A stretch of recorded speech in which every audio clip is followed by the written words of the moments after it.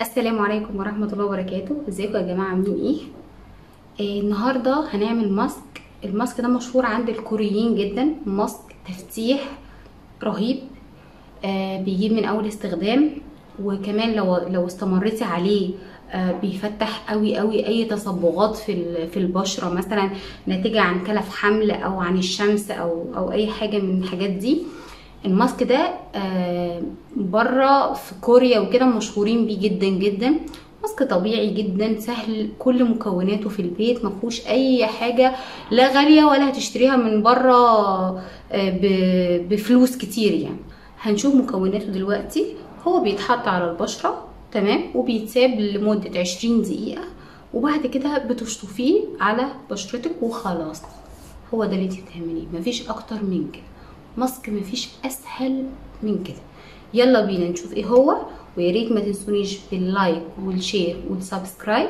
ويلا بينا نشوف مكونات الماسك. الماسك ده يا جماعه هو ايه؟ عباره عن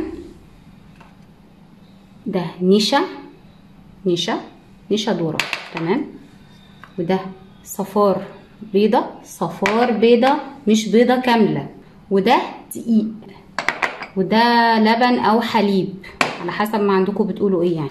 طبعا انا مش هاخد مثلا النشا ده كله او الدقيق ده كله، انا باخد معلقه واحده بس من النشا ومعلقه واحده من الدقيق. لكن البيضه باخدها اللي هي صفار البيض، وبرده اللبن هاخد معلقه واحده بس. يلا بينا نشوف هنعمل ايه دلوقتي. هناخد معلقه من الدقيق، معلقه كبيره من النشا. يا ريت يا جماعه اللي تعايروا المعلقه اللي تعايروا بيها الدقيق والنشا تبقى هي واحده بس. وهنحط صفار البيض، ودي معلقه لبن، تمام. معلقه لبن هقلب، لو احتجت تاني هزود، ما احتجتش خلاص مش هزود.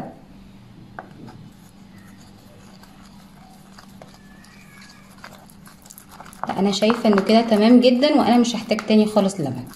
بتخلطيهم كويس جدا بالشكل ده، وهنبتدي بقى دلوقتي نحطه على بشرتنا. يلا بينا نشوف هنحطه ازاي. بصوا يا بنات، احنا زي ما قلنا لكم اهي، طبقنا الوصفه وقلبناه كويس جدا. انا وشي مش عليه اي حاجه نهائي، هو الروج، وانا اصلا مش هحطه على شفايفي يعني، لكن وشي نفسه مش عليه اي حاجه خالص خالص، نظيف جدا وغسلاه كويس جدا، تمام. كل اللي هتعمليه ان انت هتحطي بالمنظر ده،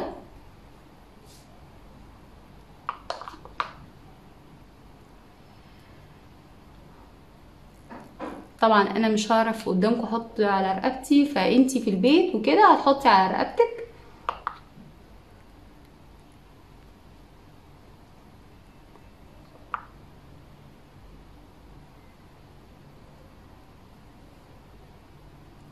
برضو انا ايه، عشان البندانة مش متحكمة قوي، بس انتي طبعا في البيت الموضوع بيختلف خالص يعني. انا بعمله من غير البندانة الموضوع بيبقى مختلف يعني، بعرف اتحكم اكتر.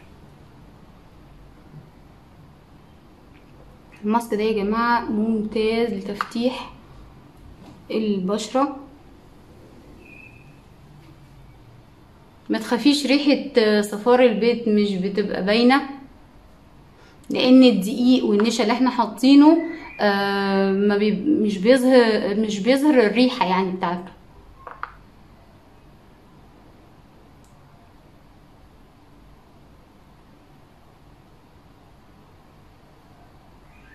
كالعادة يا جماعة احط الماسك في الحمام عشان البهدلة. بس كده،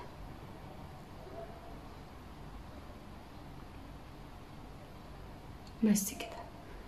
نسيبه بقى لحد ما ينشف، هسيبه لمدة 20 دقيقة، تمام، وارجع لكم تاني.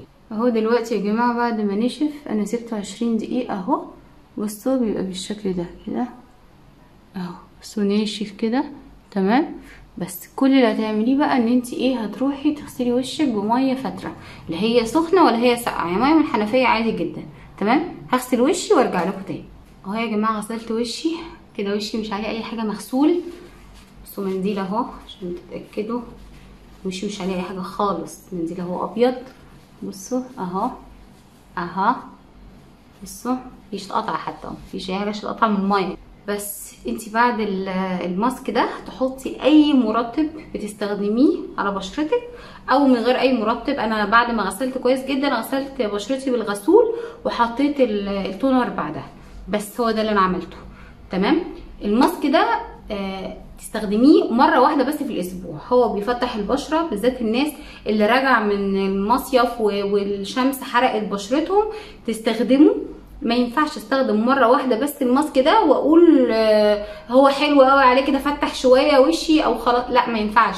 لازم الاستمراريه، تستمري عليه. استخدميه مره واحده بس في الاسبوع. عاوزه مرتين مفيش مشكله، انه ماسك مش بيعمل التهاب للبشره. ممكن بعد ما تغسلي وشك خالص وعاوزه حاجه طبيعيه على وشك، يا اما تحطي تونر لو عندك. مش عندك تونر ممكن تحطي ميه ورد، حطيها في التلاجة شويه تبقى ساقعه.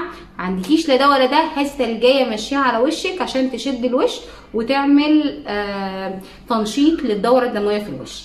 بس يا جماعه ده كان ماسك النهارده، يا ريت تستمروا عليه يجيب نتيجه معاكم ممتازه جدا ان شاء الله. يا ريت ما تنسويش باللايك والشير والسبسكرايب، وارموه في اي جروبات بنات. تمام. يلا اشوفكم ان شاء الله في وصفه تانية تكون سهله وسريعه وبسيطه ومن البيت. مع السلامه.